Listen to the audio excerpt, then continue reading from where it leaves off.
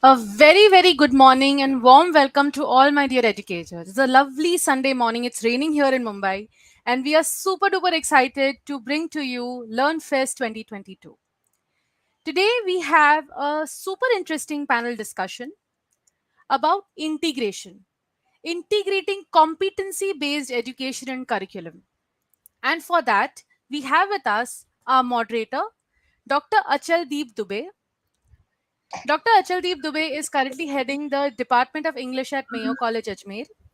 He is into training, assessments, curriculum designing, academic research, and production of English language learning material for over a decade.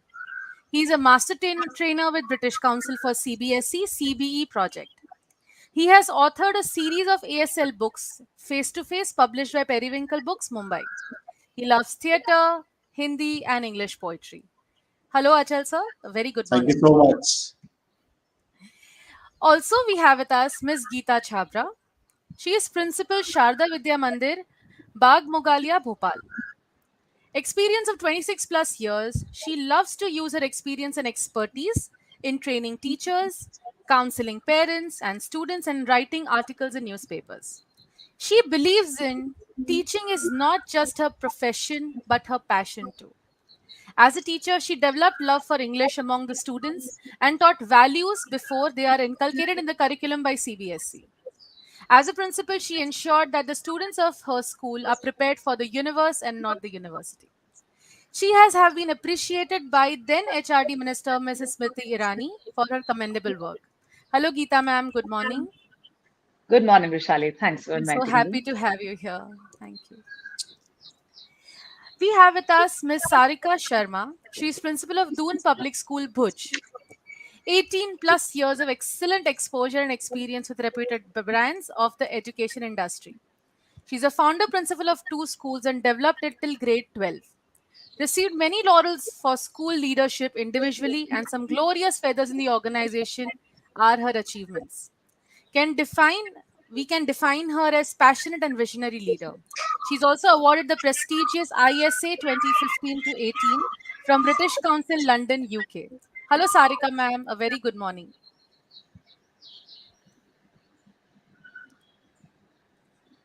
Sarika ma'am is there? Yeah. Also, last but not the least, of course, important panelist, Miss Megha Ahuja, principal of RISE, the Experiential School, Nasik. She has done MSc in Child Development and with 12 plus years of experience across multiple reputed organizations in the field of education. She has spearheaded diverse roles among different verticals with expertise in teacher training, from executing inquiry based learning lessons and technology integration. She believes in meaningful learning experiences for children based on real world context. Proficient at creating detailed curriculum plans for transdisciplinary learning, well versed with dynamics and nuances of program design, execution, and management. We welcome you all to the second panel discussion as a part of Learn Fest 2022 second edition. Here is a short video of what to expect in Learn Fest 2022.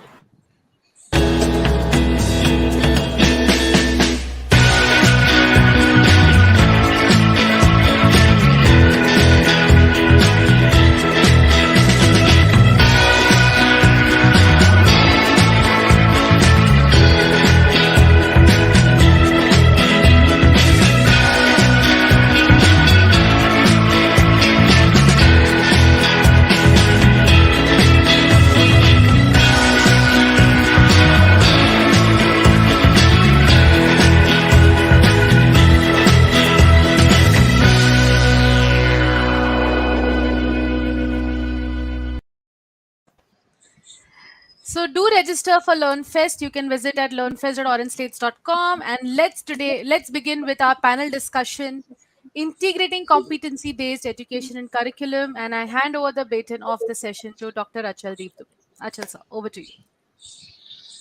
Yeah, hello. Welcome, everyone. Good morning. So we are pretty excited here from Orange Slate for this discussion and hope that this excitement and this joy of sharing percolates down to all the viewers. And we have three STs panelists here on the screen. And at the same time, I guess these are, of course, panelists on the screen. And then we have about right now 40 to 45 panelists off the screen. They're watching us, and they are panelists because they are no less than panelists, and they will be sharing their views and thoughts and experiences and challenges, and they might have some suggestions. So I welcome you all the viewers, to join us as a panelist via chat, and we'd love to hear from you throughout the session. And then I must begin with a big thank you to all the teachers out there, and especially those who are joining in, those who will be joining now, and those who will be watching later in the date's time or maybe in some time.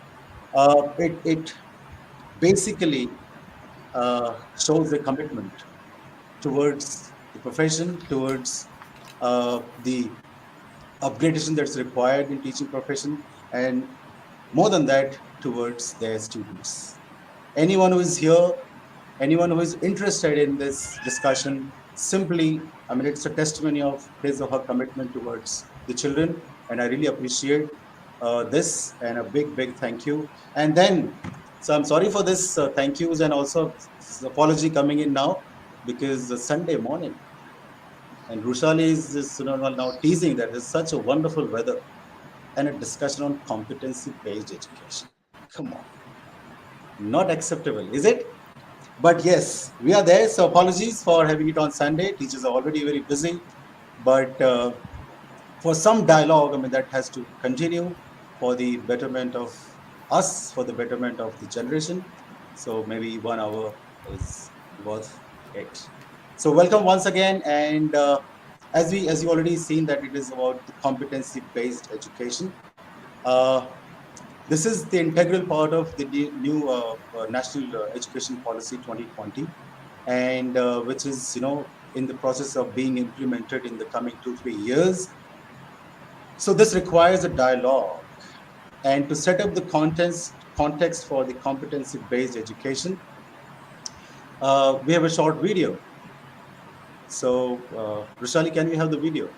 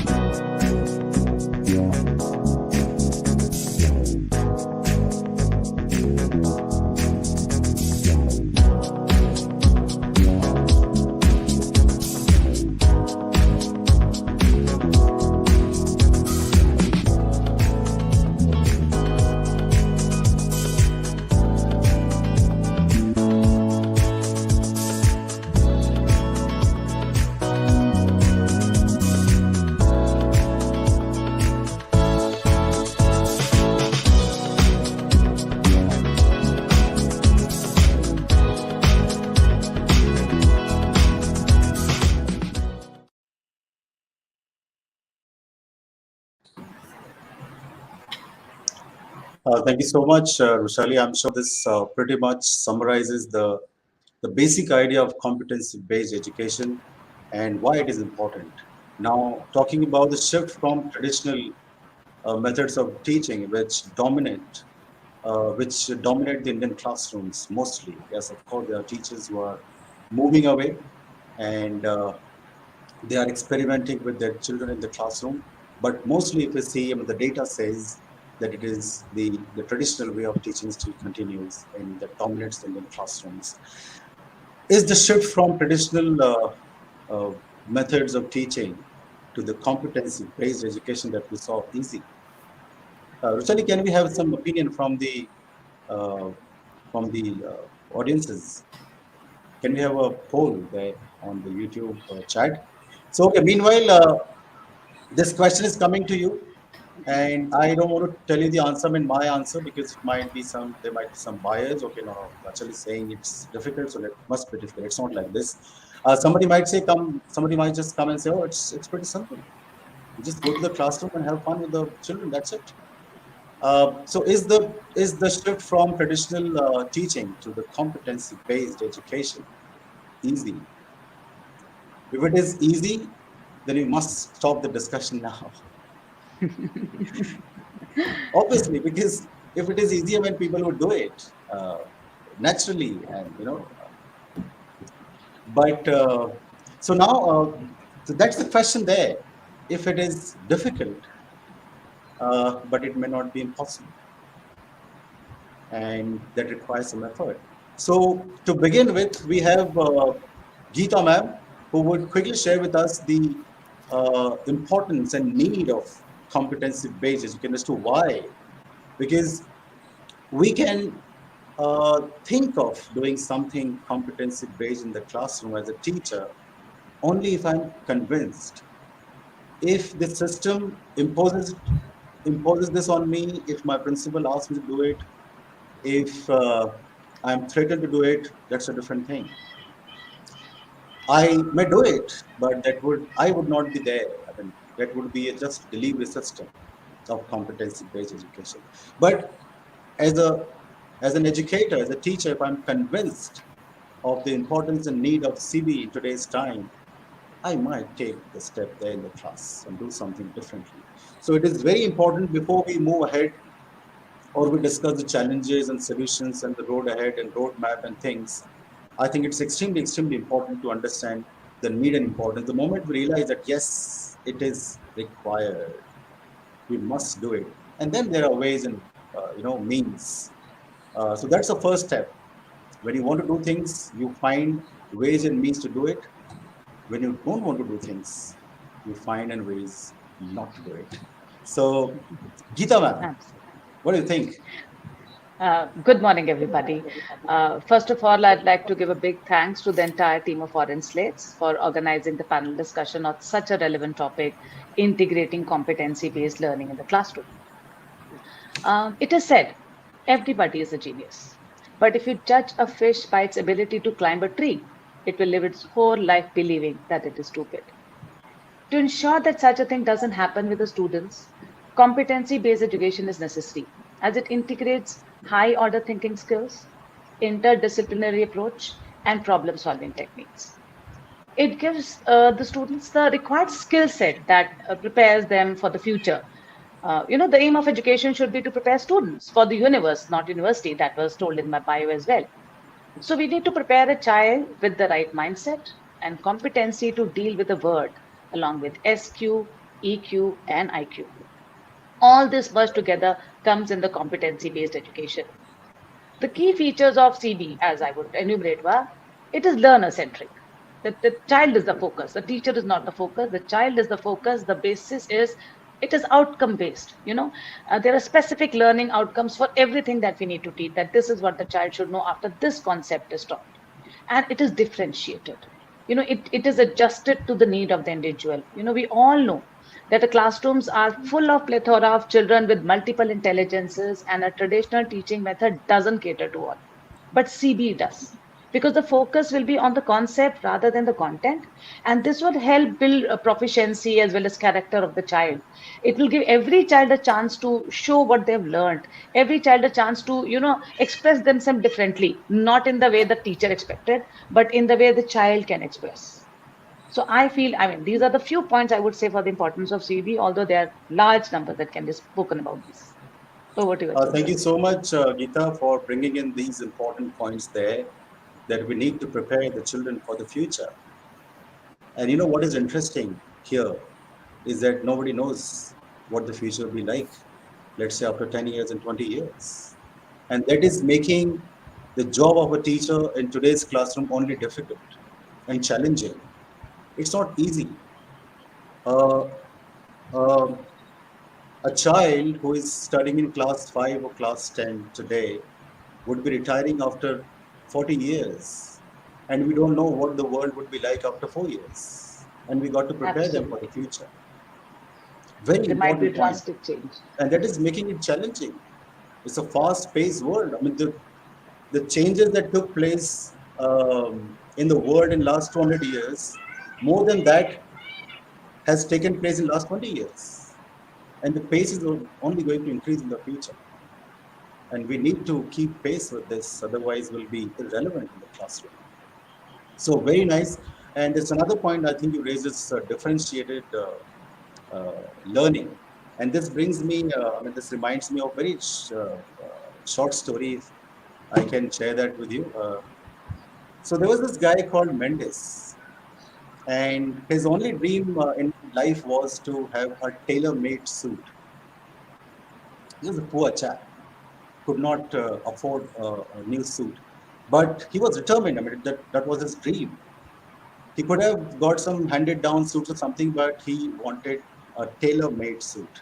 So he saved money for many years, and then he got enough amount of money, he got one done,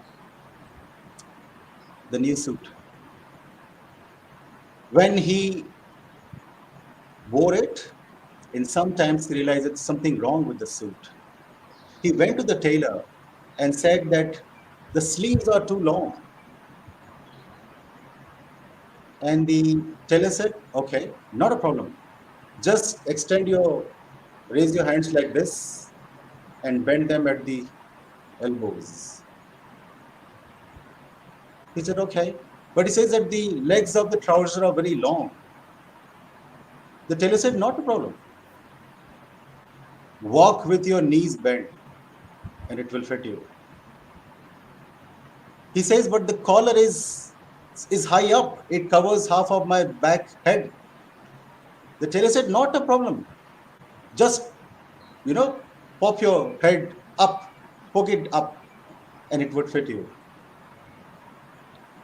Now, Mendes started walking on the road with his hands bent, with his knees bent, and with his head, popped up. There was this couple on the road. They were also passing by. The lady said, look at that poor fellow. He must have had polio. The husband said, yes, you're right. But he must have had also a great tailor. This suit fits him perfectly. Do you understand that? That is the problem with education system. We are set with the curriculum. We are not much concerned about the needs, the requirement, or the measurement, the academic measurement of the students. We have this set curriculum, and we are almost putting the children on a traction machine to fit them into the curriculum. And this is how we are making them crippled. And we part of that. We look at a college graduate, a class 12 graduate, and say, oh, poor creature. His 12th class, his 12th pass, he has graduated from college, it does not know anything. We are part of it. We are doing it. So this is differentiated education, but it's that simple. Is that simple? That's the point of discussion there. So this little story that came to my mind on the uh, differentiated instructions that Megha would be, I think, talking more about this. Megha? Thank you, Dr. Achal, for bringing this point. So my perspective here is, students have joined us after 2 years of gap, right? Um, the learning levels are varied like now, like never before. And this is high time that, we need to teach them as per their level and not as per grade, Dr. Achal, like you rightly pointed that out. So for me, I think the most important aspect of CBE is to customize the textbook, the curriculum, or whatever we feel is important for the child to the child, bringing, molding the textbook to the child and not forcing the child to adjust to the textbook. So I think this is what about I would say about competency based education, and that's the most relevant part what I feel about it. Thank you. Uh, Sarika, can we have something from you on the importance and need of competency-based education? What do you think? Yes, sir. Thank you. Thank you, Achal sir. Thank you, Orange Slates, and everyone on the panel. Good morning, everyone. So, Achal sir, very rightly said by Geeta ma'am and pointed out a very nice story by you. But I think CBE is being concepted by 100 people. 100 people came together in 2011 and they decided that there should be something to be done for the education. And these people decided that, uh, you know, we need to have a system which has to be very flexible. The things which are required in our education system, which is different from the traditional education system, should be, it has to be flexible for the child, it has to be personalized for the child, it has to be affordable, it has to be inclusive, it has to be interesting for the child, it has to be engaging, which is really missing sometimes, because we are rushing to complete the course, we are rushing to complete the syllabus. We have only 210 to 240 days depending on the cities.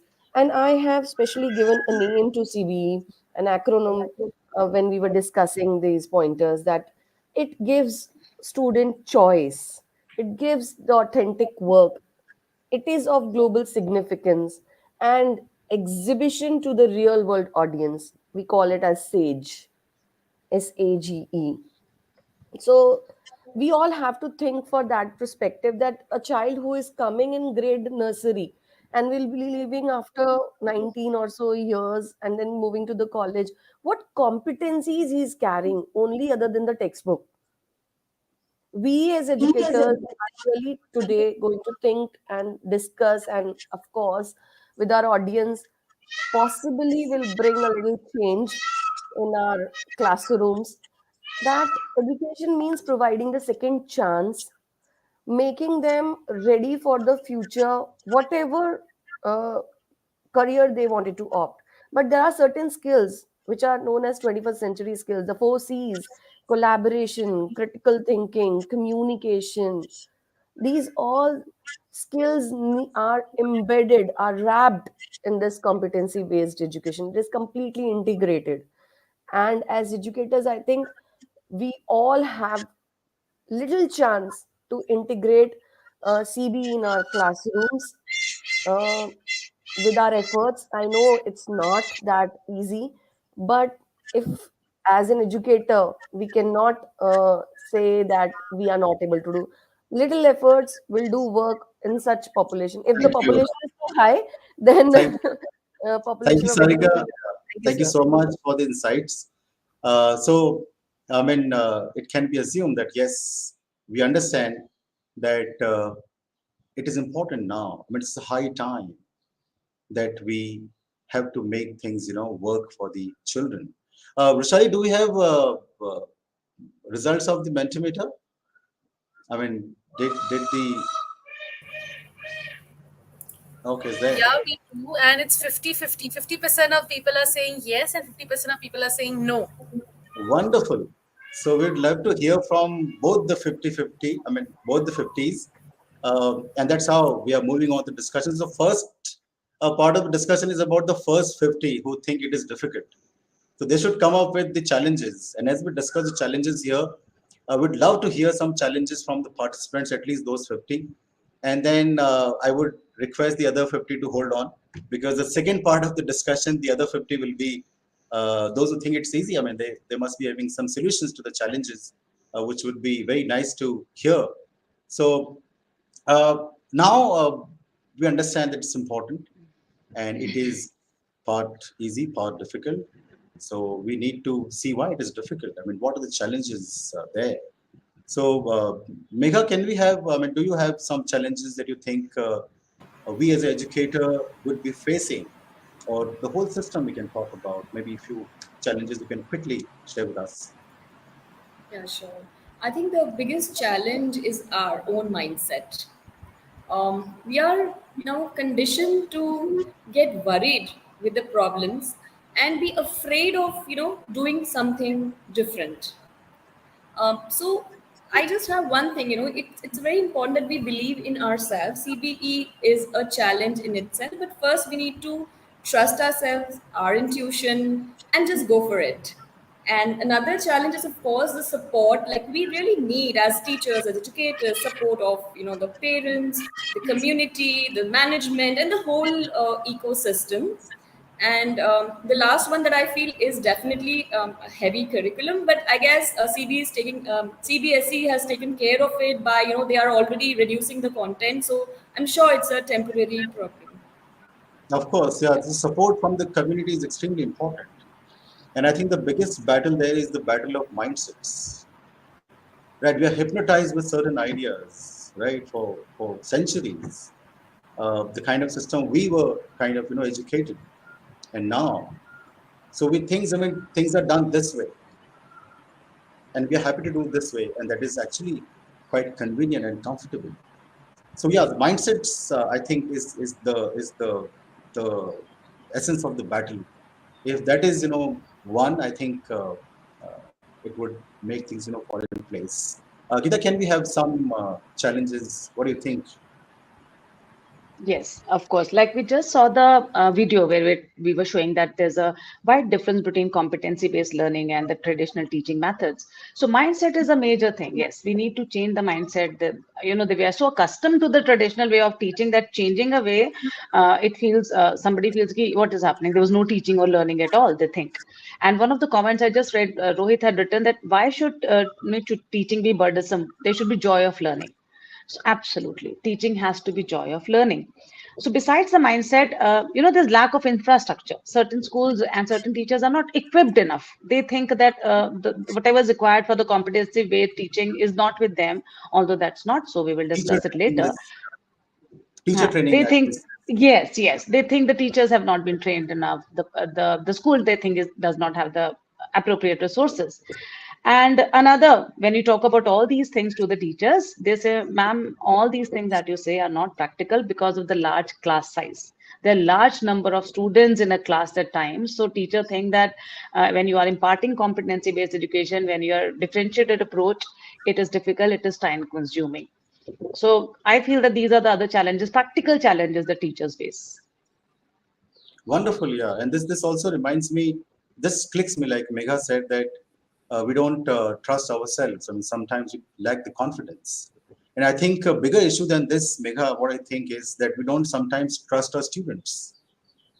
And we are too eager to tell them things before they could, just try discover it themselves. Because we trust, oh, no, no, you don't know, you won't be able to do it. Let me help you. And the more we help, the more eager we are to tell them just whatever we know, uh, the more damage that we do. And the learning that happens when there's a cognitive struggle there in the mind. Things are happening in the mind when you are thinking. That's the learning. If you can make students think, I think the learning begins in a big way there. So can we have? I'm sure there are more challenges there. It's just, I mean, the mindset, the class size. It's just the basic one. There are more challenges. Sarika, do you have any challenges in mind? So I think pre-service training, that's B.Ed, the course Okay, curriculum of B.Ed is, of course, still on the traditional teaching, based on traditional teaching, and the institutional support, the fundings. These are the major challenges which a teacher has to deal. They have time management problem. They have a lot of paperwork to do when it comes to the teacher. A lot of admin work, counseling. Again, mindset, of course, is a problem. But when sometimes the private institutions are more into technology, or sometimes they wanted to, in every year they wanted to change the new curriculum, new technology. So teachers are not that trained also sometimes. of course, teachers are busy, and then cherry to the uh, cake is the webinars that they are supposed to attend. Sometimes they are kind of sometimes imposed on them, and sometimes teachers do attend webinars on their own. And when the webinars are happening on Sundays, on a beautiful Sunday morning, so Sorry again for all the teachers there. So yeah, these are some of the Uh, challenges. Yeah, Achal sir, I would like to add one more. I of think course. the assessment framework of the education Yes, system also. that we have is more based on the traditional teaching method than the competency based. It's more on summative rather than formative. So that Formative. also is a challenge to fit into that. Everything that we do to fit into it. Eventually, we have to get results on the basis of that assessment that we used to have the board exam and the pen and paper test and all that stuff. Yeah, And so even Geeta the ma'am? admissions in the very college, interesting. I think so. Yeah, interesting points come here from the audience. I think this called Ms. Pooja Yes, Sharma. She said time management. Of absolutely. course, when you are going to have competency-based education in the class, when there are activities or activity-based teaching, of course, it requires time. The time management within the class, within the stipulated period, and a lot of time is required to plan that kind of, you know, teaching. So, thank you so much, Pooja ma'am. And a lot of other uh, challenges that are coming in. Another thing which Mm. is a technical aspect sometimes you don't understand, and that is one thing that is dominating the school education is assessment. And when we, I mean, everything goes back to the mindset because we want to see the number 97, 98, 99, 100. We want nothing less than that. And that's where the assessment comes in. Assessment is important. Yeah, it should help. It should be diagnostic. But when it becomes a dominant culture and which is also basically summative assessment, which does not test your skills, your competencies, and just uh, test your knowledge, or maybe to some extent memory. So, which is another very, very important aspect, and where CBE comes in, and this suggests more of formative assessment, and then it has further connection with the university admission procedure and things like that. So it's very important. I mean, the mindsets are important. As it says, parents are obsessed with the marks, and there's a comparison going on all the time. You're 98, you're 97. Come on, you're not good enough. And, and this reminds me of this guy who goes to a circus manager and he says that, are you interested in some extraordinary stuff, some unique stuff? The circus manager said, yes, of course. I mean, that's our job. That's what we present to the audience, and that's how we make business. He said, I have one a unique, extraordinary thing. He said, what's that? He said, I have a small dog. He said, what's special? He said, he can play piano, keyboard. He said, is that so? He said, yes. Where is that dog? So he opens the suitcase, his little dog comes out, and this a little piano comes out. And the dog starts playing piano wonderfully. And while circus manager was quite happy with this, that this is going to work for me, this dog comes in, holds this dog by his neck, and takes him out. And the circus manager was shocked. What's that? What happened? So this guy said nothing. This dog is this dog's mother. She wants to become him. She wants him to become a doctor.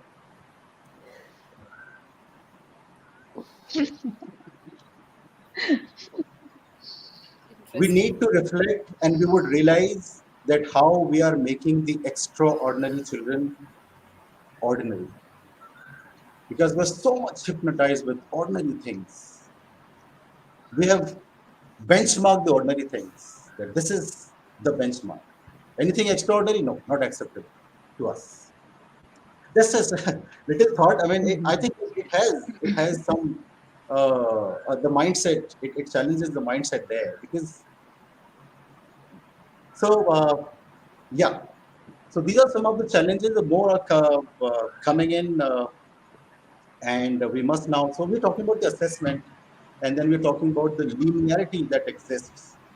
And I heard this wonderful line somewhere, and I found it to be extremely, extremely profound when he says that a 3-year-old is not half a 6-year-old.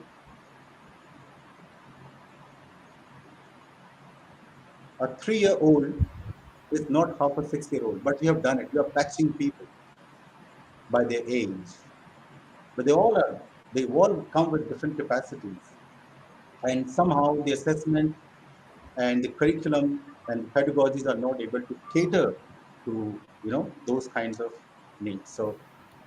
Uh, so challenges, of course, a lot of challenges. So we don't have to. What happens sometimes in life that we are so much consumed with the problems and the challenges, and we hardly think about solutions. Every problem presents some solution. It may not be the shift. The shift is not going to take place overnight. That today I am traditional methods, teaching, and tomorrow I'll go and make it full-fledged CV. No, it's not going to happen like this. It happens with one step. So, what are those steps? And we move on to the road ahead and solutions and the roadmap for bringing in CV into the classrooms, integrating it into the pedagogies, and make a difference in the lives of the students. So, solutions. Before that, Rushali, is it possible for us to just have a look at the challenges that exist for a recap, and which might just help us to move forward more, you know, in a more focused way? Rushali, there?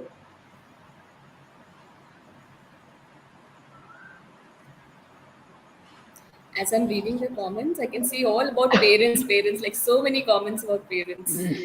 Yeah. Yeah, absolutely. That Okay, where so I would, mindset comes. yeah, I would request the viewers, you might just like to take a screenshot here and keep it ready for your reference so that you can contribute during as we move ahead talking about the solutions. What comes to your mind? What are your experiences, right? And that might help the fellow teachers who are there with us right now or maybe later to, maybe whose ideas, somebody's idea struck someone. I mean, that's a possibility. Nobody knows. So mindsets and stereotypes, lack of infrastructure, large class size, innovation is hard. As I think Megha was talking about the innovation, it's hard. Training, time management, curriculum, heavy curriculum. Then we have so the peacocks are in competition with me, and they're also trying to make their contribution there. I hope you can hear that. Cooperation of learners, the community support, and the assessment framework. Competition. What is dominating the culture of school education in the country is conformity. The three C's there. Like I think Megha was talking. No, Sarika was talking about four C's: communication, collaboration, critical thinking, and creativity. And you know what is stopping all these four C's in the classroom is a set of three C's, which is conformity, compliance, and competition. That is governing our education. When we comply, when we have a spirit of competition among the learners, and we want to conform with the curriculum and the things, it leaves us with very less scope for the four C's. So the four C's is a high time that the four C's beat the three C's, just sideline them and take the stage. So organizational efficiency, manufacturing model of education, industrial model of education. Why? Because this model of education came into being in early 20th century when there was this industrial revolution, and we required, that was the need of the hour that time to have this kind of education. Now, if we still continue with that mindset, we are profoundly mistaken, and we can't afford to go ahead with that, with the requirement of 20th century after almost 100 years. So these are some of the challenges. I'm sure there are already solutions coming in. So now looking forward to hear out some solutions which are workable, which are step by step. So can we have something from you, Sarika? What do you think? Out of these challenges, would you like to? I mean, do you have any ideas to share with? I think, sir, there are a lot of things which an educator we can do, but one thing I recommend that we should have skill based teaching in the school embedded in the classroom, that national skill qualification framework should come into existence, and there should be at least one skill can be acquired from grade 5 or 6 by the teacher, by the student, and school should promote it. So by the time the school student gets out, he's having one skill. Thank you, Sarika. Yes, so skill-based, yes, should be able to develop some skills and competencies among the students. And this reminds me when I was talking about competency-based education, and there was one of the my former HOD actually, and he said that actually, what's the difference between competence and competency? Have you ever thought about that? Extremely important and crucial to understand the difference between competence and competency. Why it is competency-based education? Why not competence? So I invite you all to do your own research. Google Baba is there, and maybe if you know it, you can share. If you don't know it, you can explore and share. So skill-based learning and competency-based learning is one way. Yes, Geeta, do you have something in mind? As I'm reading the comments, the most important thing that is coming from the audience also is the parents, the expectation of the parents, right? So again, comes into place the change of mindset. We have seen parents fight with the teachers for those 2 marks that the child lost. You got 98, where are the remaining two? And we need to tell the parents, have you ever seen the non-scholastic grade that the child has got? Because when we assess a child, we have scholastic grades and we have non-scholastic grades. I've never seen parents coming and discussing the non-scholastic grades with the teachers. Okay, why my child has got B in helpfulness? Why my child has got B in taking initiative? Why has my child got B in so and so? They do not discuss that. They're not worried. Most of them, I think, even C. So we need to change the mindset of the parents, and their academics have to take the role. They need to come to play, because when NEP is being implemented, we are being trained, the teachers are being trained, the parents aren't, and eventually they are the stakeholders. They are the ones who have to be convinced first. They are the ones who have to understand that there might be times when they may not find anything done in the notebook.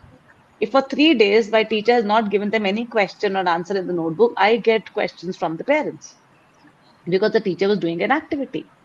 So we need to make the parents understand this. So there has to be an orientation like we have for the teachers. There need to be orientation for the parents too.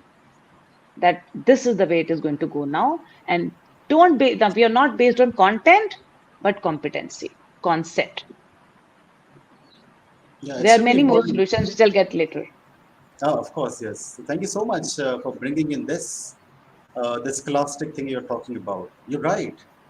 And what is happening that we have confused education with academics.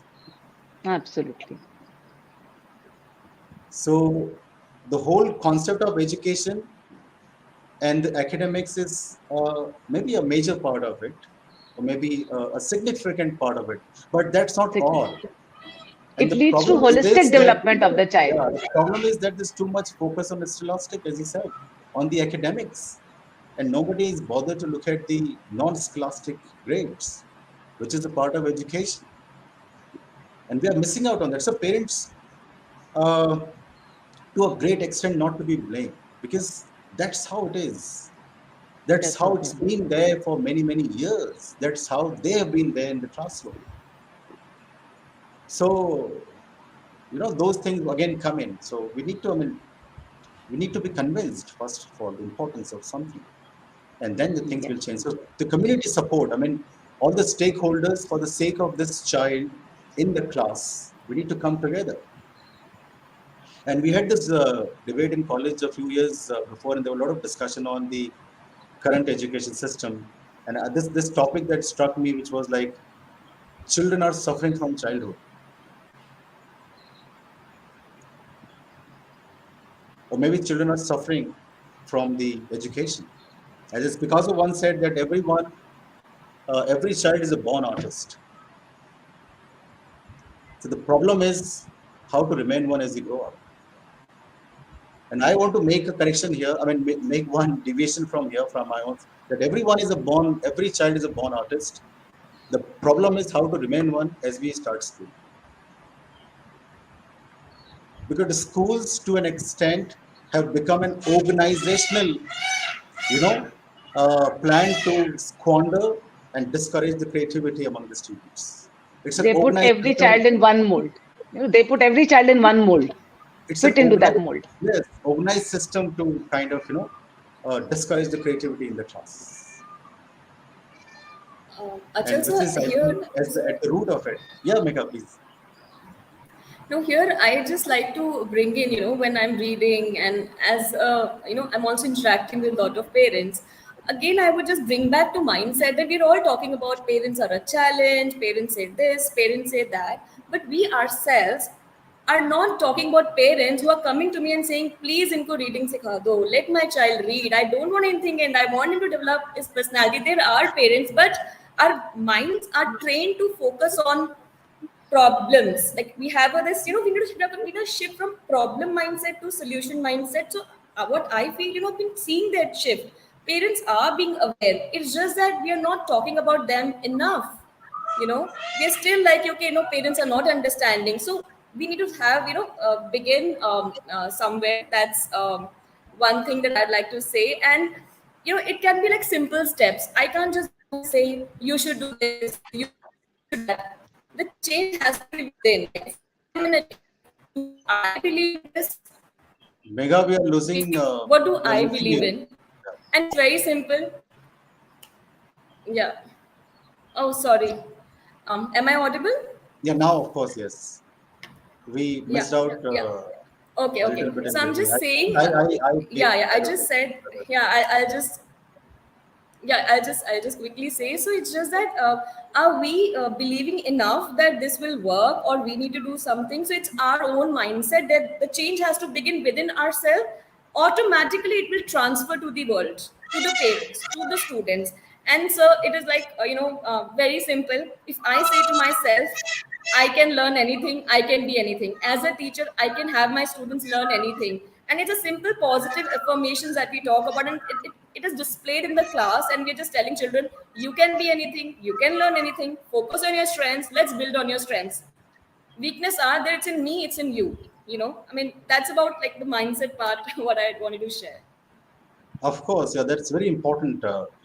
And yes, as you're saying that parents are, I mean, also accommodating all these new ideas and things, and they're gradually understanding the importance of it. And that's how we can see a shift in the mindsets and the way they are parenting now, and the way they are letting their children choose the streams and things. In my time, I can remember 30 years before, 25 years before, it was parents' sole discretion and decision what you're going to, I mean, what streams or what combination of subjects you're going to take up in class 11th. I mean, parents were the, they had to decide, and they were the dominant, decisive force there. So, but now things are changing. I mean, I can see around that, yes, the students have a lot of freedom, and they are exploring their own talents and potential and deciding things on their own. But things keep changing. Sometimes you need to try things to see whether that works for you or not. And that is okay. In the fast-paced world, nothing is permanent. Nothing is going to work for 10 years. For long, for long. You get into one job today, and I bet you after 10 years, this job is going to actually transform into something else, or it is going to disappear. Tomorrow, every company in the world is going to become an IT company.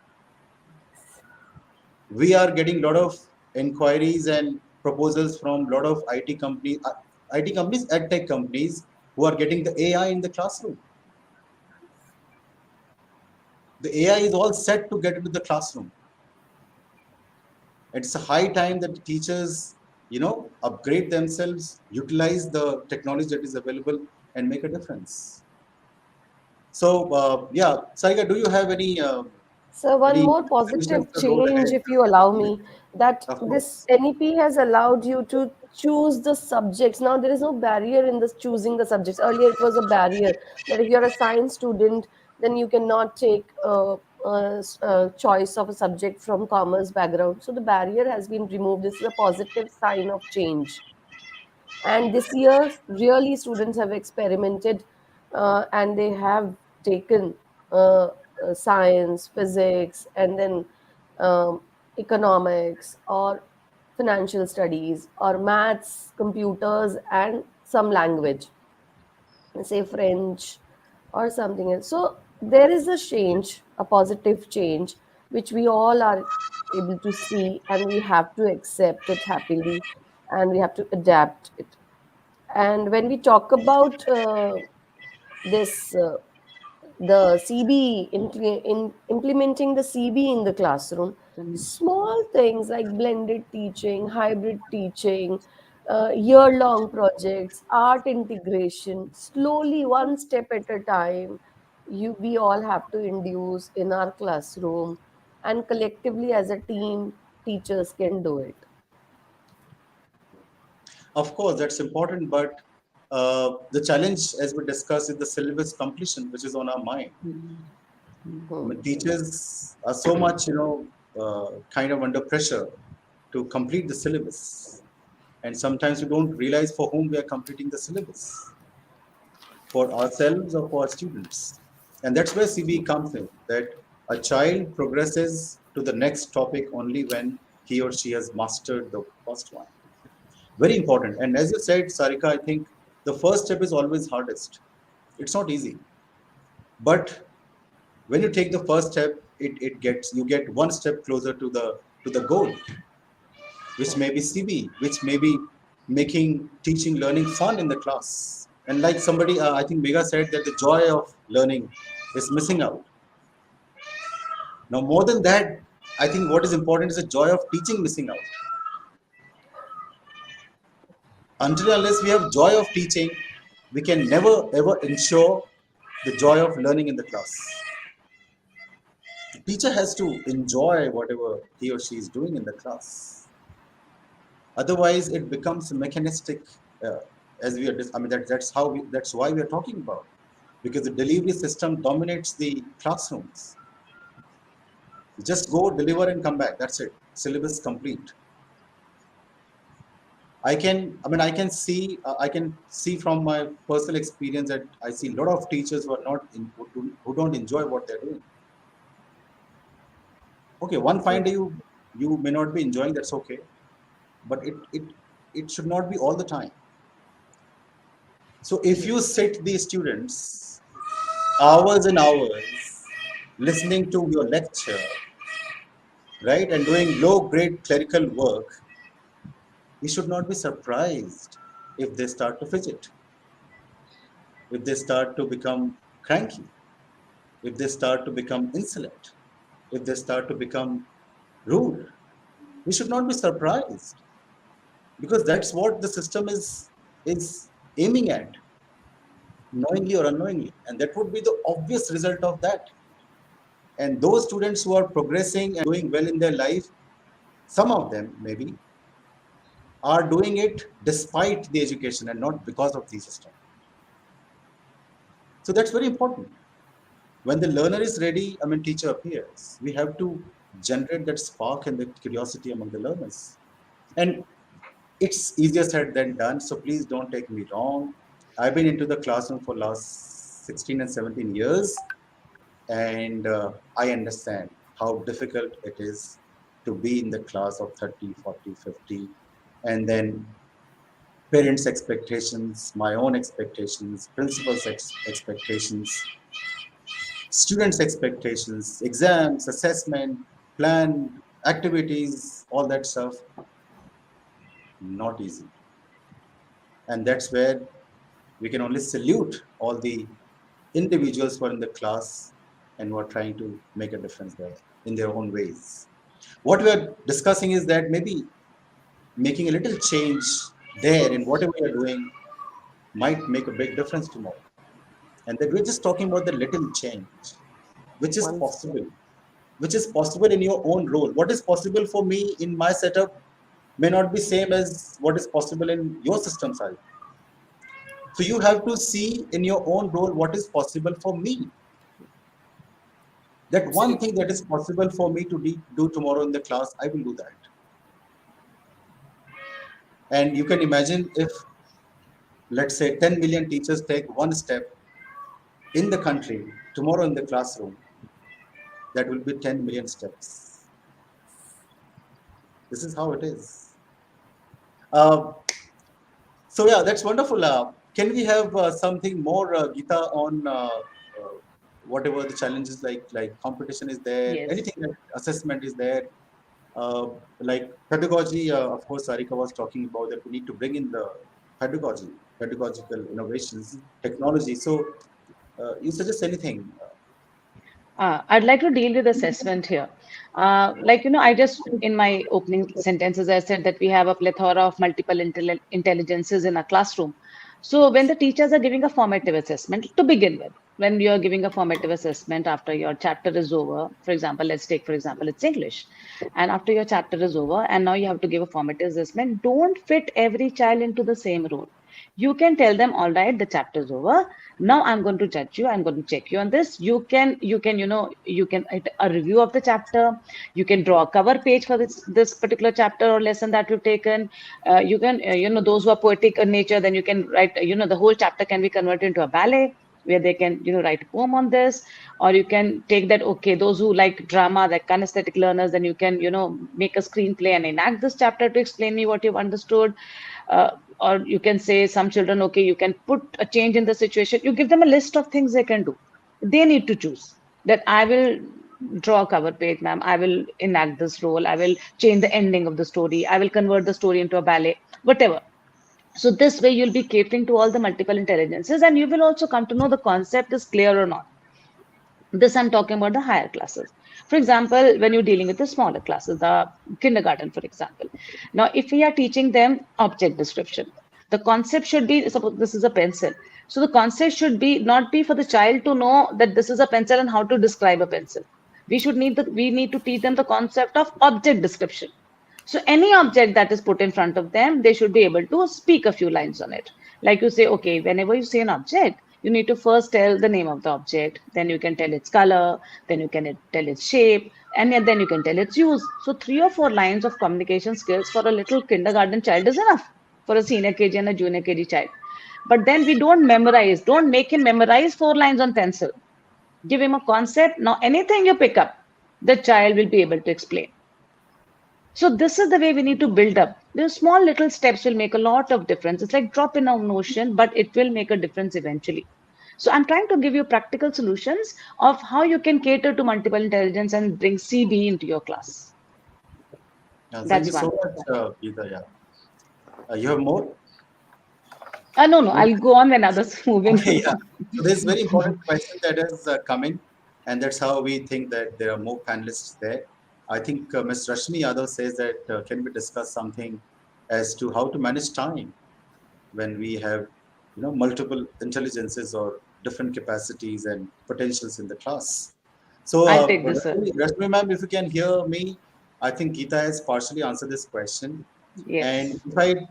if I need to be very precise and to the point, I would just suggest there's this thing called flipped learning, a flipped classroom. I think that is what I have realized personally in last 2, 3 years. That is a wonderful, wonderful tool to manage time. Because if you do everything in the class, Hmm. it's very difficult, the time management. But if you utilize some part of the students, their own personal time or the homework time, as you call it, and if they study something, suppose there are five concepts that you have, or maybe five pieces or five poems that you have in the syllabus, if you can make some, groups or maybe a pair and just give them that this is the poem, do go and research about the poem, a small poem, right? Find out about the author, its theme, its genre, its implications, meaning, figures of speech, everything. Make a small presentation, come and deliver to us. A very, very basic idea. And you see, in one class, you'll be able to discuss two poems. And you will be sitting there just facilitating learning. The thing is this, that we have taken too much on our shoulder. I will teach this poem. And we think that nobody can replace me. And we don't trust, as I said before, that the students can do it on their own also. They may Achal sir, not can be I just add requiring, some? yeah, Sorry. they don't require, just a minute, they don't require the whole explanation there. We are undermining their, comprehension. So I think that way, Rashmi, if I think I have been able to answer your question, maybe partially, and this discussion is not just 1.5 hour discussion; it continues. So of course, I mean things would keep coming in, and it's a wonderful thing to do flipped classroom in the yeah. Adishri is saying that avoid invalidating the child and accepting the child for who he is. Who Yes, is. acceptance. The things begin with acceptance, and then you can change things. If you just go and start criticizing, uh, may not work. I'm sorry, Megha, you're saying something. Yeah, no, I was just wanting to add on to the point. Something interesting just came to my mind. So lately, like we've had one teacher, my science teacher is not keeping well, and sir is not coming to the school.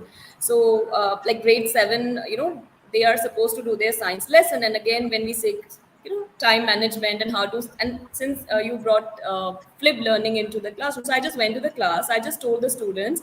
I mean, we divide them into groups, and they usually sit in groups. And I mean, if you have referred NCERT of grades, I mean, of science of grade 7 and 8, it's beautiful. It's just one activity leads to another. It's just there are 10 activities and there are extended projects already in the book. It's not at all content heavy. So I just gave a group project to the students, and this is a chapter. The task is that you are responsible to study this chapter on your own. So there are 10 activities. Read the activities and do it on your own over the next week. Help each other, help your peers, and if you all happen to finish that the whole lesson on your own, and you do the activity sincerely in the science class without me giving you a teacher or a proxy, so I promise them a field trip. And if any child has not done it, the class loses on a field trip. So it was more about collaboration. A child who is able to get might help the child who's not getting. We have system where they can research, like they can Google, in the classroom. So I gave them various tools how they can find answers to the questions, and students were pretty motivated. I start getting messages from that, ma'am, we've done this activity, that activity. So I think it's all about how we approach certain things, and sometimes problems are like helps us, leads us to the solution. The teacher was absent, so I did this. Had the teacher been there, teacher would have been teaching. So yeah. Yes, yes, of course. And yeah, I understand that's a very valid point. And if the teachers are trained, even those activities which are not there, they can design on their own if the teachers are trained. Yes. And if the teachers are not trained, no matter how competency-based, education-based books you provide to them, they'll go on delivering the things in their own way. So this is very important actually. And yeah, so as you're talking about that, you know, there's a lot of things in the activities and things in the textbook. One of my friends, now close friends, recently she's into teaching for last 3 4 years, and she started teaching in class 11th and 12th and so on. So one fine day she called me up and said, "How do you teach Aunt Jennifer's Tigers?"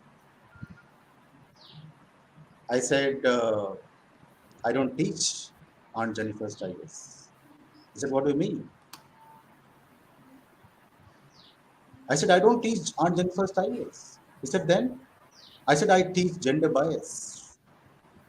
I teach SDG Absolutely. number 5. I teach the social,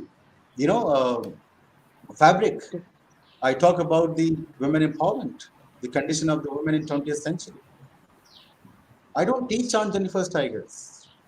I talk about the weaving of meaning into the language. I'm not teaching on Jennifer's Tigers. It's extremely, extremely important. When you enter the class, you must know what I'm going to teach. If you come and tell me I'm going to teach, I'm sorry, I don't remember many of the concepts from other subjects. But if you come and this works for English. If I come and tell you, okay, I'm going to teach, let's say, the frog and the nightingale. No, I think you're mistaken. And that's where competency-based education comes in. That through this piece, what competency can you teach or develop? Develop. So I must understand before I start my lesson what of my being in the class, what is the what is I'm going to achieve, or what is my learners going to achieve at the end of 30 minutes. Yes. And if you Ajay have sir, I that, would like to add in. might just yeah, please. Ajay sir, I would like to add in that in that case, the teachers have to define the learning outcomes when they make the lesson plan. And learning outcomes of each specific concept have been given by CBSE, very clearly defined learning outcomes, right from nursery till standard 8 and so on. So teachers also need to make their learning, when they're making a lesson plan, there should be one column where they're talking about the learning outcomes. What do they plan to achieve? Only then they'll be able to revolve their entire lesson plan around it. Of course, yes, of course. Like you uh, had a very clear vision, this is what I want to teach. So they also need to have a very clear vision that this is the concept I have to bring in my class through this lesson, through this poem, through this concept, through this science chapter, social studies chapter, whatever. of course, and this is, I think, one of the very important features in CB, and which has already been there in Cambridge curriculum that I know of, that to engage, I mean, involve the learners also in the very process of teaching learning, and making the learners responsible and accountable for their own learning. And that's where, I mean, that's what I said, that we have taken all the responsibility on our shoulder, that I am I should. responsible for your learning. If we share the responsibility with the learners, they will learn. I mean, everyone is a learner. I mean, if you see a child, I mean, around, see how curious the child is. I mean, he wants to learn anything that he sees around.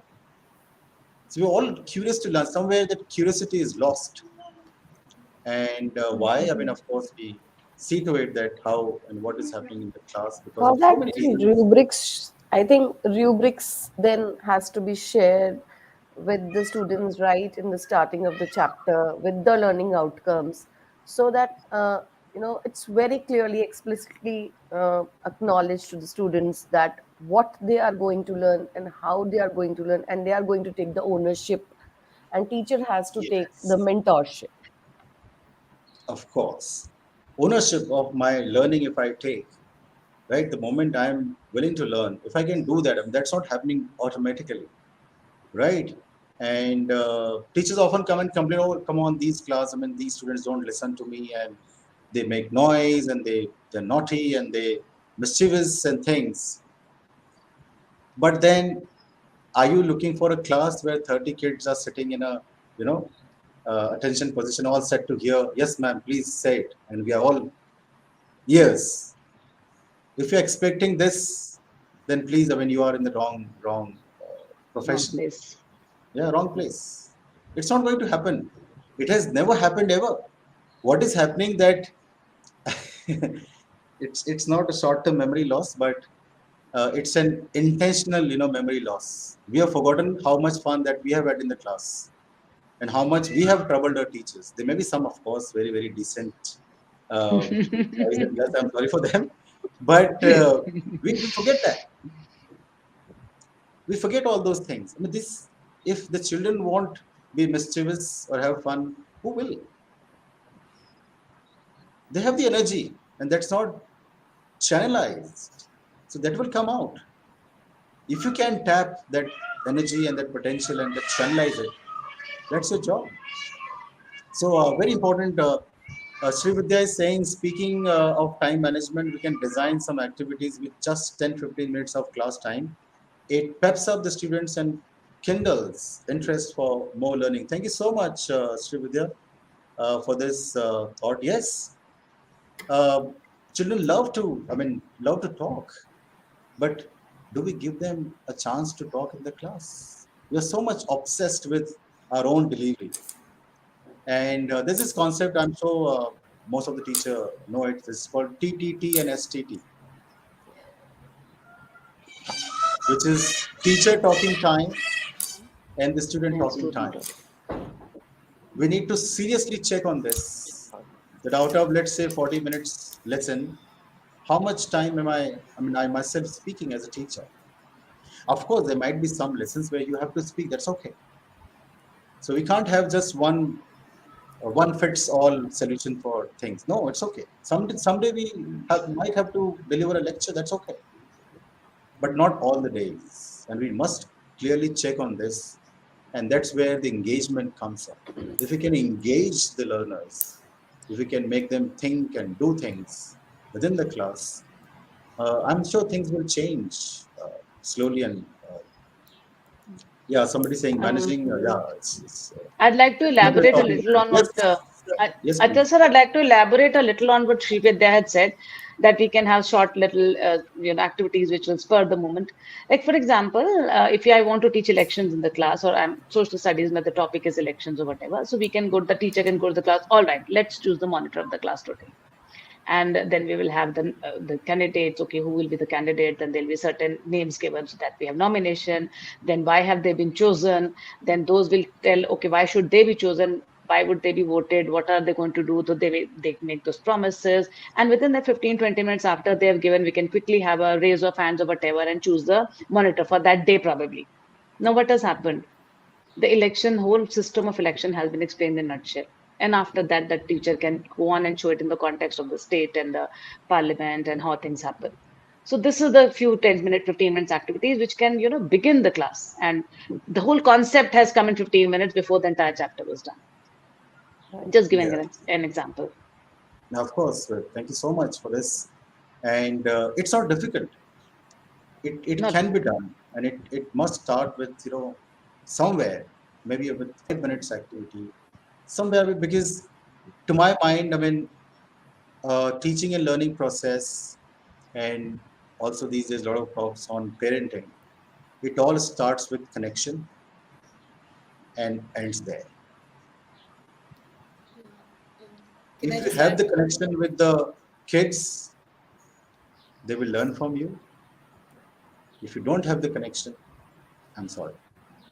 And I was listening to this TED talk sometime. This very short TED talk, and this lady is saying that, I mean, there's a conversation between two colleagues, the two teachers. He said that the teacher said, no, this my job is to teach a particular concept, and that I do the best in the class. He said, but children don't, appreciate that. He said, I'm not bothered about what they think. It's not my job to love them or connect with them. My job is to teach them. And the teacher said, I'm sorry, whatever his name was, that children don't learn from the teachers who don't love them. Absolutely. And for a child, the favorite subject is their favorite teacher. The favorite For a Absolutely. I young teacher. was, child, the favorite yes, teacher is their favorite subject. Whatever subject she Right, teaches, that right. becomes their favorite. yeah. True. I would So like to Mega, add on, Achal sir. yeah, Sarika, please. You know, very small. We all are there in different cities, but one project of their own choice, whether you wanted to join an NGO for the stray dogs, or you wanted to have any other NGOs or any practical teaching, one project of their own choice will give them life learning. And when the entire whole year, when they'll be working in groups together, they'll be learning a lot of, again, 4Cs, vocational skills. And I'm telling you, there will be a revolutionary change when they'll be coming after completing that accomplishment. And you can hand over Yes, one certificate to them, or if they are associated with some any organization, for example, a small local company, a dairy, a farming company, or a of course. company It's which a lot of does scamming, anything. projects there. Yes, wonderful. Yes. This brings us back to the point that because we have taken everything on our shoulder, when the children do it, they have this sense of achievement and accomplishment, as you said, and we are depriving them of this sense of achievement and accomplishment by not trusting them, by not involving them, by not giving them activities and projects to do, and that's why they're not interested. So I mean, they should be able to just look at one thing and say, yeah, I have done it, This is my and that project. gives, yeah, this Hmm. is my project, This is yes, my this is our project. project, and so that it makes a actually difference. learning has to go beyond. Yeah. Yeah, So I'm Mega, saying for like this, to add something? yeah, yes, absolutely. So I was just saying for this, learning has to go beyond the classroom. So if we think that we have a 30 minutes or 45 minutes class and entire learning will happen in this period of time, it is not possible. Some students need more time to dive deeper. Some students, I mean, we need time. So for this, if we, instead of teaching, if we focus on designing appropriate student instruction, especially for the secondary division, so especially science and social science, we come up with a student instruction of the task. So we convert our topic into some kind of, a project, right? And we give them, our job is to give that project to them. There are groups already, and then they get started. Now in the class, I'm just actively monitoring. I'm a facilitator, the teacher is a facilitator, and while students are doing so, we just tell them, okay, now it's open ended, it's up to you. You have a week's time. I'll be there every time in this class to help you and give you assistance, whatever you know need. And if there are children who are having doubts, they need more help, they can, come to the teacher, and teacher can have that personal, guidance. And then the students can take it beyond, like they can, now they know how to meet online, right? So they can meet after school in the evening on Gmeet and just be in a race to, when they have this kind of sense of competition amongst themselves, which group will complete. And if they complete, there can be some reward, and you can make some group leader. So, and the groups can be mixed groups, so that they can take a week's time, go beyond so our job is to provide them resources and the right kind of instructions, so that they are motivated to go beyond. And of course, the project, we can give a rubric, and this is how you will be assessed. So if you do something extra and something more, you have brownie points for that. So if they, through this they are motivated. And we've been doing these things in our school. Just to share a specific example, we did a project on sustainable development goals. Students came together, they discussed problems, that bothers them. We categorized them, and they took up different goals, SDG goals. They literally worked on it because they chose a problem. We aligned it to the goal. They came to groups. We connected it through the academic subjects as well. So it's all about, say that approach where we are not teaching the lessons in a sequence, or we are sitting together, the teachers are talking to each other, the subjects are talking to each other, customizing it, sometimes merging them together, sometimes teaching them as separate, sometimes math alag ho raha hai. Then you just having that approach where we need to do something change. Textbook is for our reference. We don't have to follow this sequence, we don't have to teach this way only. And if you read the NEP 2020, they are telling us please change. They are not telling us to be rigid. It's beautiful document, but we feel nahi, whatever we were doing, we have to do the same. The policy has changed, so we have to change. We have to do different things. So Yeah, that's that's And my wonderful. hopefully, point. We all are very, very, stakeholders can come together. All stakeholders can be come together with such kind of projects, because Of course. community, teachers, parents, students, and your institutional support will also work. yeah, that's Yeah, we need to important. make an As effort to explain them. Yeah, management, of course. we, Rohit sir ka comment I'm seeing again and again, that he Mm. feels that Yes. management should support. I think he's, so I can see that, management. Yes, the people have to come together. It cannot be done by the teacher in silos. Management, principal, uh, teachers, and parents. We do something, we show, and we So, convince them. We develop that rapport that, your child should be happy, then only the child will do something. वो fourth में था, अब sixth में आ गया है. The child is in grade 6 now, and he was in 4. 2 years are gone, and I need to go back and forth. I need to do something different. Grade 10 में CBSE has changed the syllabus. They cut down different chapters. We can also do something like that, do and that. it's a process, and we need patience. Nothing will happen in a yeah, day. of We need to course. begin somewhere, and that's That's what we right. have to do, I feel. Thank you. Niru is sharing another ideas that she did in her school, and she's saying that there were commendable results. I mean, from the kids. So the more we engage them, the better it is. Anything that comes to your mind? Now we are nearing the end of the session, so we'll 10 minutes just wind up. And any concluding thoughts that you have, Geeta, quickly to make? Sir? Sure. So as we begin with, we expect the teacher to be the felicitator. We expect her to come out with small little activities to begin a class with. That can be an ice-breaking session, that you can call as introduction to the lesson. You can call it any way, but that's how it has to start. And again, the focus should be more on the concept rather than the content. So rationalizing of syllabus, as Megha just said, that CBSE is doing it for 10th and 12th, so we can do it for the junior classes as well. If the child gets one lesson less, that's okay. But whatever the child gets should be appropriate, understood in any way, in any way. And again, formative assessment. The teacher should not fit every child into the same kind of test that she's giving to everybody. She must give them a choice in the way they want to express, be it through drawing, or be it through the play, or be it through poem, be it through enacting everything, whatever, or be it changing the ending. One important thing which I would like to add on is that every chapter should connect to the community, the social surrounding. If the child does not understand why am I studying this, the child will not get it. He will find it redundant. So we need to associate, like every lesson, like you were talking about Aunt Jennifer Tiger. So you talk to them about gender bias. So you make the child understand what's happening in the society. You link it with the day-to-day things. Yes, So yes. every chapter that we taught should have one value, one thing that connects it to, I studied this, this is the effect. So this is what I learned from it. One takeaway, one lesson that they take from that particular chapter. Be it maths, be it Yeah, science. Children right. like the science teacher the most. Why? Yes, Because she answers most of their why questions. Why is this happening? The science teacher has an answer. Why does that mean? The science teacher has an answer. Similarly, the teacher of English can have an answer on the values that are deteriorating, or values that are being added on, or what we should do, how we should behave. I always tell my teacher that teaching language is not teaching a subject, it's a way of life where you explain them the complete social framework, where you make the mindset of the child, thank you. how the child has to behave in a society. Thank you Yeah. so much. Yeah, that's extremely important. I mean, you're talking about experiential learning. I mean, children should be Yes. able to relate to their lives, whatever is happening in the class should be relatable to their personal experiences. To some extent, of course, it may not be possible to relate each and every topic. But yes, the moment it More or is, less.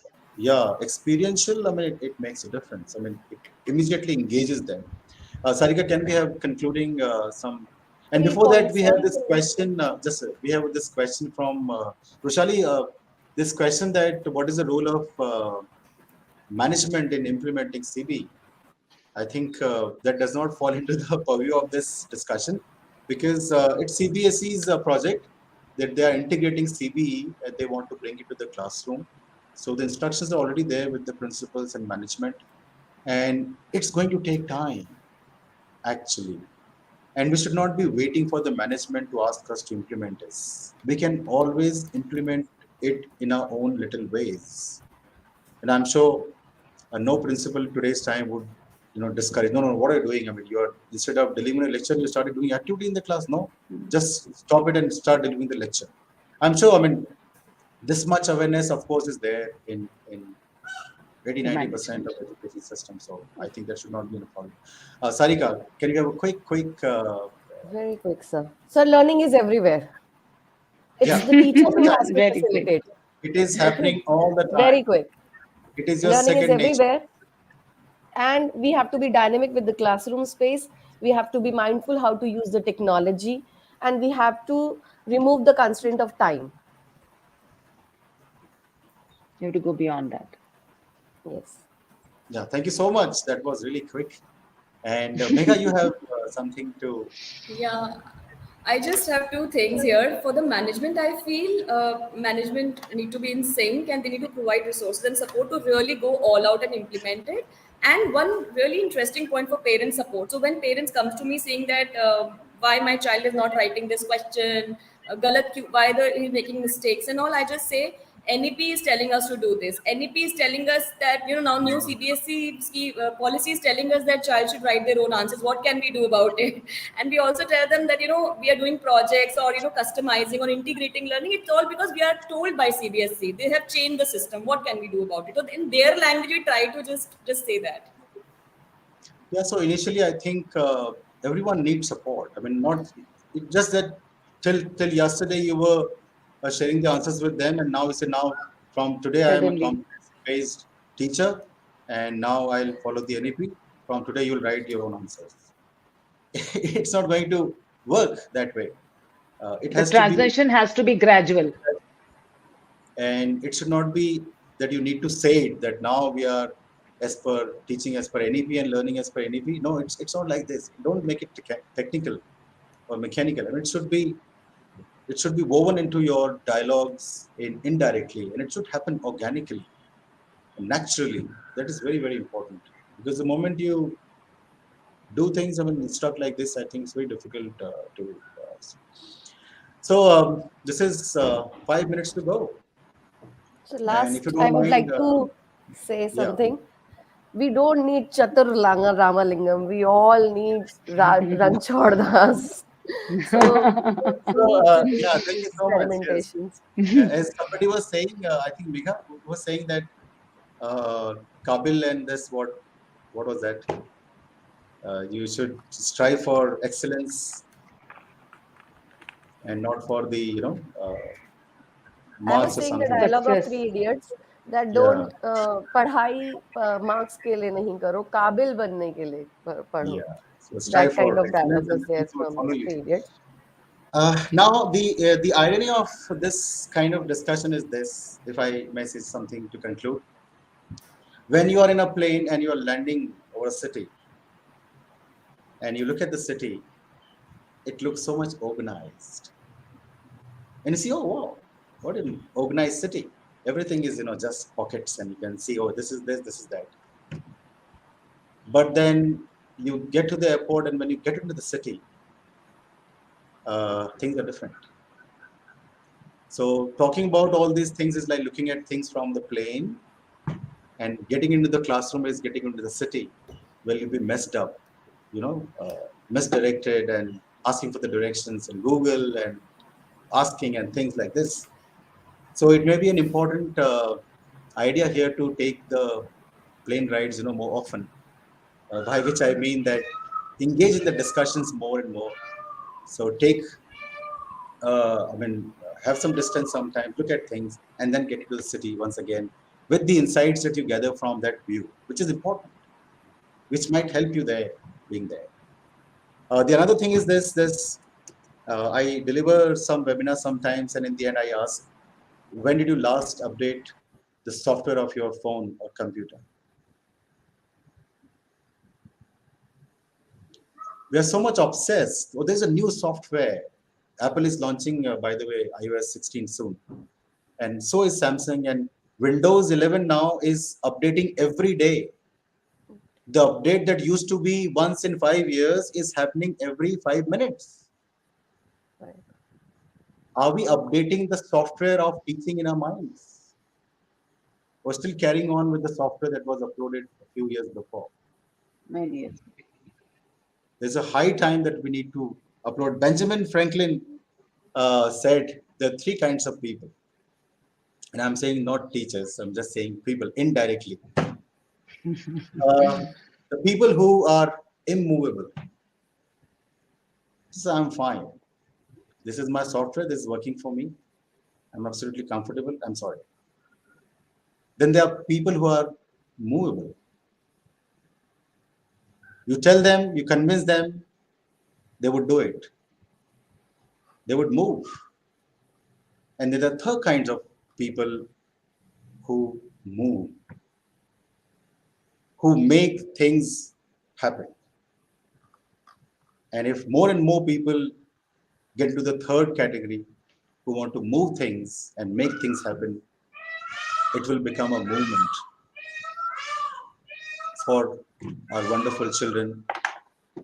To conclude, I have this a few lines from a poem, which I thought would be pleased to have quoted at this point of time, uh, by W.B. Yeats. I'm sure some of you may know him as a poet, and he addressed these lines to his love, who was expecting some clothes and some fancy clothes and gifts from him, and he wasn't able to kind of afford. So instead of getting all those gifts, he said, I mean, he composed this, and her love was more gone. If you know, I mean, some of the literature must be knowing. And he said this: Had I the heavens embroidered cloths and wrought with golden and silver light? And before that, I must give credit to Sir Ken Robinson. And for the lack of my own research and things, I just took it from one of his talks, which he delivered once, and I liked it. So thank you, Ken. He's not there. He died last year, and so that's the thing. So he said to his love, had I the heavens embroidered cloths and wrought with golden and silver light, the blue and the dim and the dark cloths of night and light and the half light, I would spread the cloths under your feet. But I, being poor, have only my dreams. I have spread my dreams under your feet. Tread softly, because you tread on my dreams. Every day, every hour, all the classrooms, all the household, children are spreading their dreams beneath our feet, and we must tread softly. Thank you. Rushali, you there? Of course, yes, I'm here. I'm all here. Thank you so much. Uh, yeah, anything, Mega, would you like to share something? Mega, you're on mute. Mega, you mute. Yeah, so I'd like to share about the Learn Fest that is coming on 25th and 26th June. So that's my thing for all the educators to please join that Learn Fest. I have my entire school joining this event, and I attended this event last year in 2020 when we were all in COVID and NEP was all around, and we were all in our homes and we attended this online event.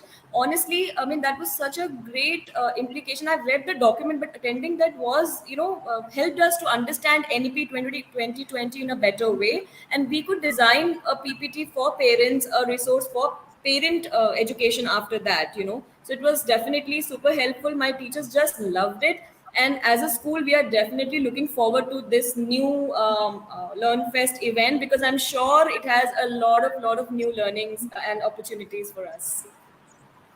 Uh, Thank you, Thank Vishali. you. Yes, Harika. Vishali, my whole school is definitely going to join. We have already registered for the Learn First and we are excited. And thank you, Mega, for giving the testimonies.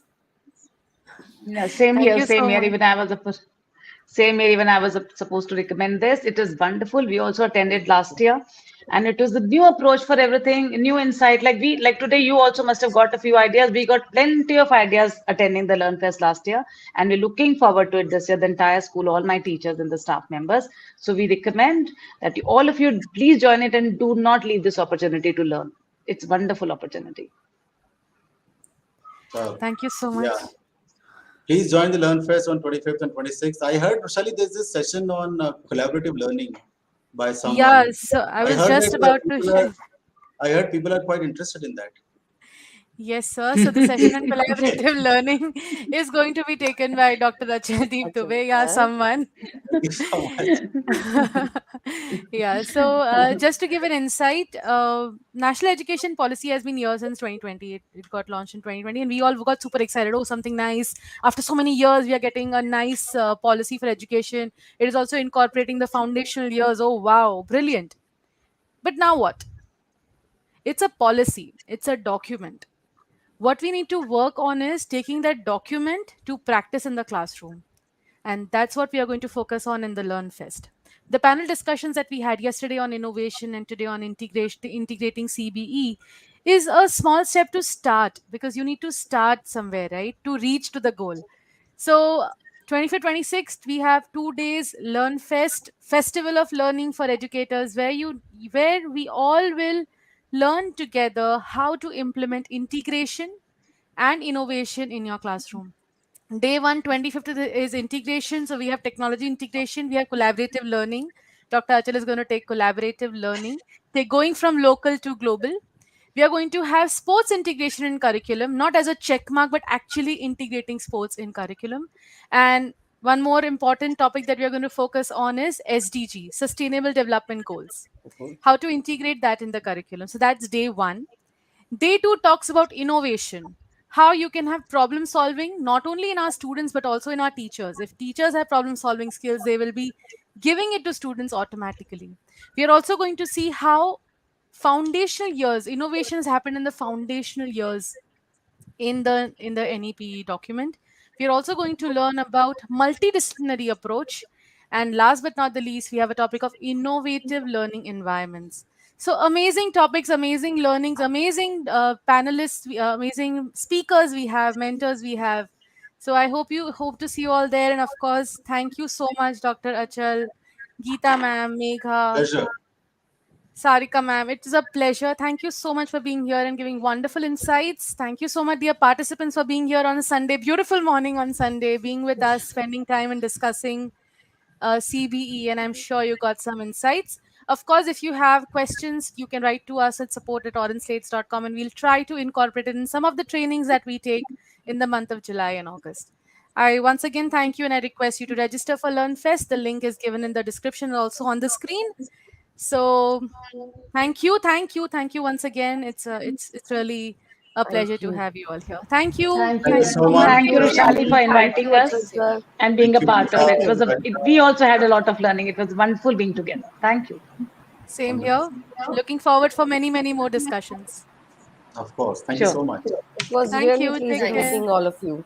Thank you all the joinees. Thank you. Bye bye. Thank you. Bye. Attendees.